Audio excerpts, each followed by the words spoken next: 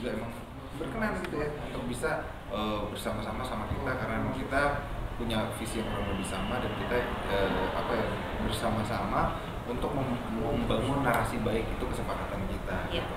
Jadi Hello Kitty juga nggak setuju tuh kalau misalnya misalnya produknya yang dirasa kurang baik gitu ya, itu nggak mau gitu. Justru ketika kita duduk bareng, Hello Kitty juga memiliki visi dan sudut pandang yang sama, maka itu kita bekerja sama. Dan memang kan kalau Hello Kitty kan sebenarnya kan udah lama banget ya, udah 50 tahun kali ya gitu. Nah, memang Hello Kitty kalau di ceritanya, di filmnya kalau kita nonton, emang Hello Kitty tuh rumahnya tuh di Inggris gitu. Nah, kita juga kan beberapa produk kita memang produksinya juga dari Inggris gitu kan ya. Beberapa produk kita itu bahan bakunya itu bahannya dari lebah, jadi lebahnya ini memang dari Inggris, jadi kualitasnya juga baik gitu. Kenapa? Ya. Karena diambil dari lebah yang 4 musim, insya Allah lebih baik daripada lebah-lebah yang ada di 2 musim. Iya, betul. Dan kemudian juga kenapa kita kolaborasi dengan Hello Kitty ya, karena British Propolis ini kan juga sudah bagus ya di kelasnya gitu ya, sudah jadi brand yang premium juga, makanya sudah saatnya go internasional, dan alhamdulillah bisa diterima juga dengan brand yang nggak sembarangan sih ya, karena ya tadi seperti Mas Mario bilang, Hello Kitty ini memang dia biasa bekerja sama dengan brand-brand besar juga, dengan bahkan artis-artis ternama, dan kurasinya cukup ketat juga, ketat banget kurasinya, dan alhamdulillah brand kita bisa masuk dan diterima untuk bisa kerja sama internasional.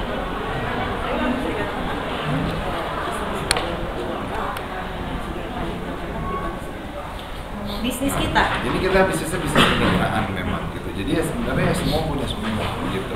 Kita saling support gitu. Maka tadi bahasanya fit fast viral. Kalau ditanya ini bisnis siapa, ya bisnis kita semua. Karena kita semua bisnis kemitraan. Jadi ya saya adalah mereka adalah saya.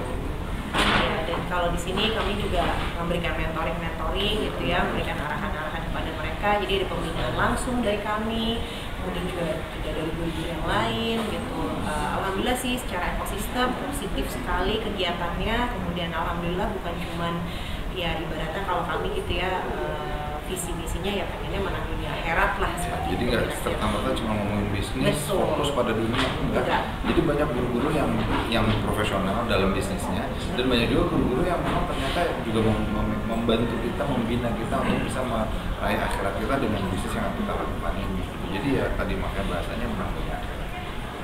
Insya Allah.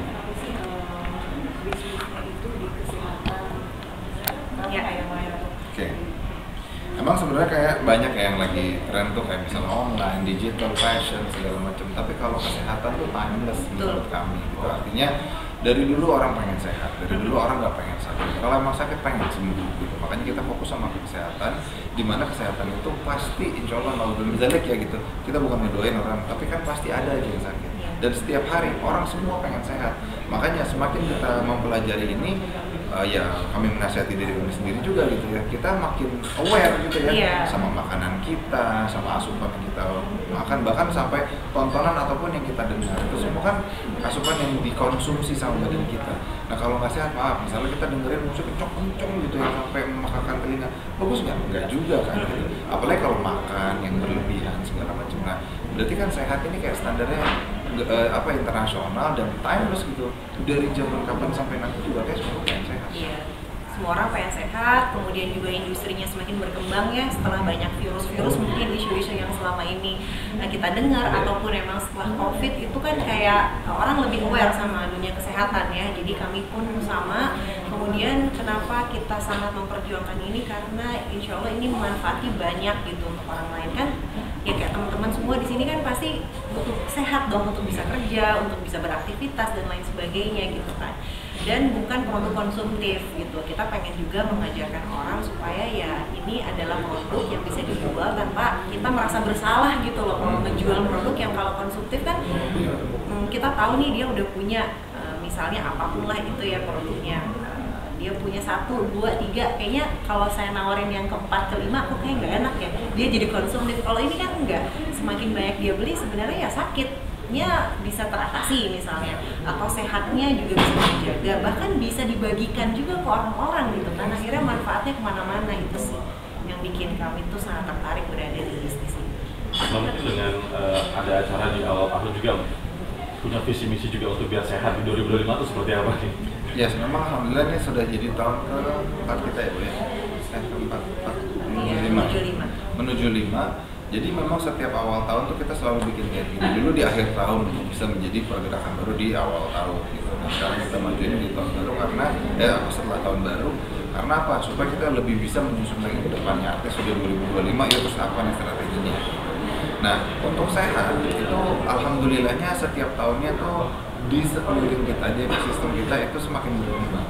Sehingga jadi kalau memang 2025 ini bukan tahun pertama gitu. Dan alhamdulillah di tahun 2025 ini memang lebih banyak orang yang aware sama kesehatan, khususnya generasi muda. Mereka nggak sembarangan mau konsumsi lagi. Bayang kalau ke depan Indonesia terus kayak gitu, kan makin banyak orang yang sehat. Oh iya. Iya banget, anak-anakku bahkan udah dari umur 2 tahun kayaknya mereka udah biasa banget konsumsi ini, dan alhamdulillah memang secara absensi misalnya sekolah kayak ibu banget gitu ya, jarang bolos gitu, jarang absen, kemudian alhamdulillah juga secara kualitas aktivitas mereka juga aktif banget gitu kan. Jadi menurut aku sih makanan sebagus apapun, alhamdulillah kan kita juga perhatikan ya soal makanan dan lain sebagainya, nggak banyak junk food, nggak banyak manis-manis dan lain sebagainya, itu lumayan strict lah kita sama makanan dan asupan buat anak-anak, dan termasuk juga tambahan. Ini kan suplemen itu kan makanan tambahan ya, memang diperlukan karena ya tadi ada cuaca, kemudian juga kita nggak tahu teman-teman di sekolahnya tuh kualitas kesehatannya misalnya seperti apa, kemudian ya udara dan lain sebagainya lah. Jadi buat memperkuat daya tahan tubuh anak, gitu, mempercepat penyembuhan juga. Alhamdulillah saya tuh bukan orang yang mudah pakai obat-obatan seperti itu. Jadi dengan produk yang kami miliki ini, alhamdulillah anak-anak demam dikit gitu kan, ya bismillah ya, semua atas izin Allah, pasti yang dilakuin Allah gitu ya, tapi kan ini ikhtiarnya, ini wasilahnya gitu. Tidak perlu mengkonsumsi obat. Jadi kita pakai ini rutin juga, bukan cuma anak sakit aja, tapi supaya daya tahan tubuh anak-anak juga lebih baik. Betul, ada juga yang untuk kecerdasan, itu nggak cuma buat anak-anak doang, iya. Buat orang besar juga bisa gitu. Ya masih banyak lagi. Pasti di luar tema ini ya gitu, juga kalian sering banget sama anak-anak, menghabiskan waktu sama anak-anak tadi sama anak-anak, perlu apa dan seperti apa? Oke, kalau ngomongin anak-anak kan sebenarnya aku nggak tahu ya buat yang lain, tapi kalau buat kami yang jelas untuk apa sih kita berkeluarga? Oke lah, mungkin ada kata sayang, cinta dan segala macam, tapi tujuannya apa kan pasti kan untuk meneruskan garis keturunan kan gitu. Nah sementara kalau garis keturunan ini terus kita maaf bahasanya, kita didik dengan cara uji coba gitu. Berarti kan kita memang tidak tahu, emang ada caranya ya ada gitu, tapi kan sebenarnya itu semua bisa dipelajari, dan itu pun juga kami bahas di sini gitu. Artinya bukan cuma sekedar bisnis doang, tapi kita juga bahas dalam komunitas ini bagaimana caranya membangun rumah tangga gitu, rumah tangga yang seperti apa, karena setiap orang tua pasti harus punya juga gitu kan, bagaimana visi rumah tangganya mereka mau dibangun seperti apa.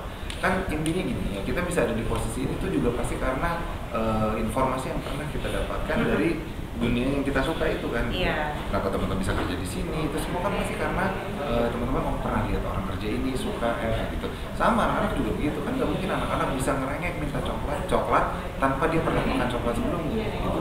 Makanya orang tua buat kami amat sangat berperan penting untuk membentuk anak itu seperti apa. Sedari awal anak memang punya ketertarikan gitu. Tapi ketika dibiarkan, ya itulah yang sering terjadi, ya kami menasihati diri kami sendiri, yang sering terjadi orang tua tuh nggak tahu anaknya mau apa ya, karena apa? Dari awal semua yang dia konsum, baik itu dia lihat, dengar ataupun dia rasakan, tidak difilter sama orang tuanya. Maka peran orang tua dalam menentukan masa depan anak-anak itu amat sangat besar. Ya, jadi waktu juga betul-betul harus dialokasikan ya gitu ya buat anak-anak.